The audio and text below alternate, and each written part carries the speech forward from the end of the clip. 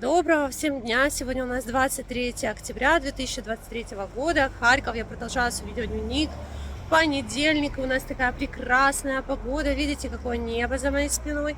Чисто голубое. У нас плюс 18. Плюс 18 градусов. А? Не.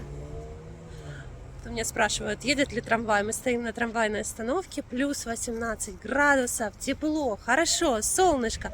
Наконец-то мы дождались тепла, но я так понимаю, что завтра, послезавтра уже все равно дожди, холода. Ну вот такой вот подарочек. И сейчас мы с Амиранчиком отправляемся в парк. Мы ждем трамвайчика. Амиран почему-то не хочет идти ножками. А я бы сейчас с радостью прошлась. Ну, я ему вообще одела курточку, сильно кутать не стала, но курточку одела довольно-таки тепленькую. Не знаю, он же после болезни, настолько прошла дня 3 назад температура. Спасибо всем, кто беспокоился за Миранчика, и спасибо всем огромное, кто подписался на YouTube-канал Рамаза. Так вы сможете, конечно, узнавать гораздо больше из нашей жизни, чем видели до этого, потому что Рамаз, конечно, может вот так вот что-то снять, даже когда я не вижу, своими глазами нашу жизнь. Хотела вам рассказать очень интересную историю. Вчера я вам даже сняла это на видео, но принято было по совету Норы, принято было коллективное решение видео удалить и вам не показывать. Я думаю, вы поймете почему. В общем, мы с Норой вчера шли по переходу в метро, и мальчик стоял, молодой мальчик, я не знаю, мне кажется, лет 16-17, стоял, ну, может быть, 18. 12 где-то. Стоял, играл на гитаре и пел песни. Пел песни разные, вот именно когда мы проходили, он пел одну из моих любимейших песен. А песня была на русском языке.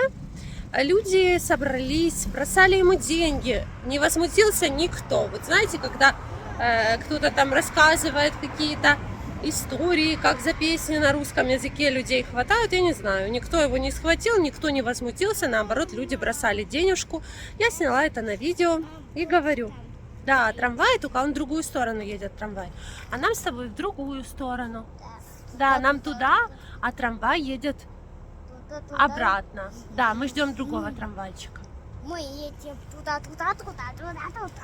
Мы едем туда. В общем, вот так вот. Я сняла это видео. Сейчас трамвай проедет.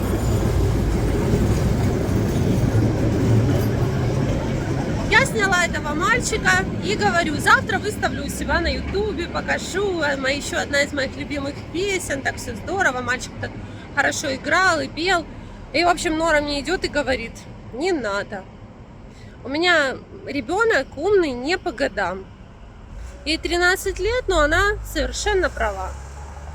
Идиотов хватает, и поэтому, из прохожих я видела только у всех положительные эмоции. Никто ему ничего не сказал, никто не схватил за русские песни, никто его не оштрафовал и так далее, как это показывают в СМИ, да, различных, в информационном пространстве, нагоняющим панику. Но Нора все-таки права, учитывая то, что мне бывает пишут в комментариях, какую дичь, что по-любому кто-то смотрит канал, подсматривает с такими убеждениями, что все должно быть только на украинском и, не дай бог, на русском. В общем, не стали мы парня подвергать опасности.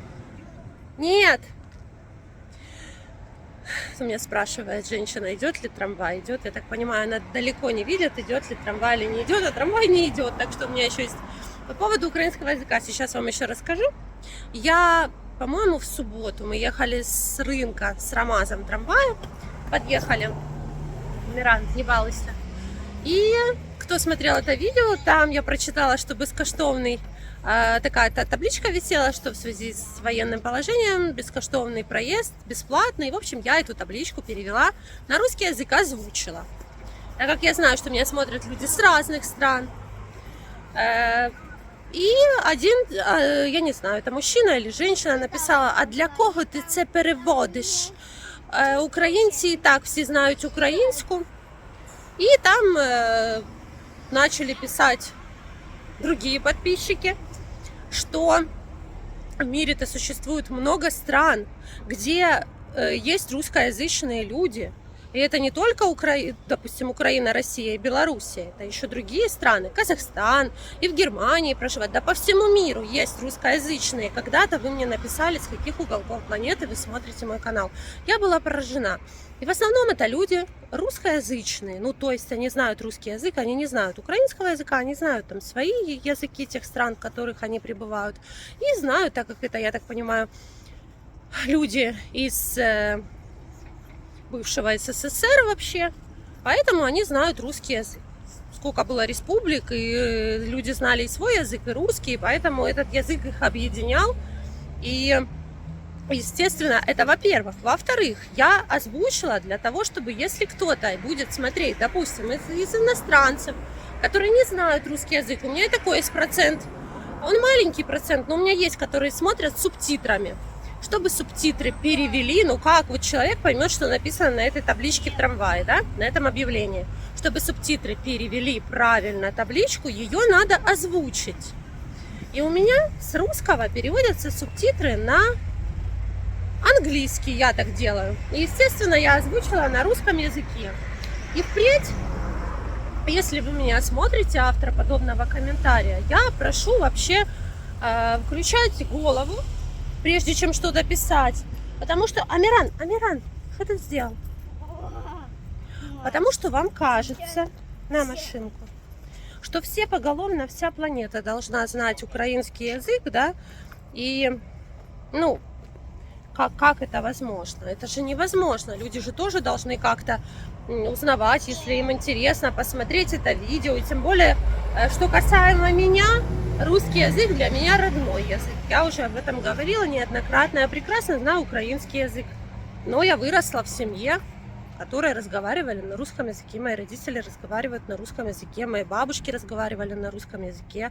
Я сны вижу на русском языке. Я свое первое слово сказала на русском языке. Колыбельные песни мне пели на русском языке. Поэтому, пожалуйста, давайте оставим это в покое, потому что я вижу вокруг себя тысячи, сотни тысяч адекватных людей. И, ну, а вот так вот прошу пересмотреть свою точку зрения несогласных. Если вы включите голову, то поймете, почему все так. Так что это вам еще... несмотря на это, еще раз скажу для тех, кто только подписался там недавно, несмотря на это, моя бабушка около 50 лет проработала учителем украинского языка и литературы. И это еще, представьте, после, ну, с 50-х годов, скажем так, с конца 40-х, конец 40-х, начало 50-х. И вот так вот. Так что в Харькове, в школе. Стой, ты не хочешь стоять, а я тебе предлагала пойти пешком. Я тебе предлагала, пойдем пешком?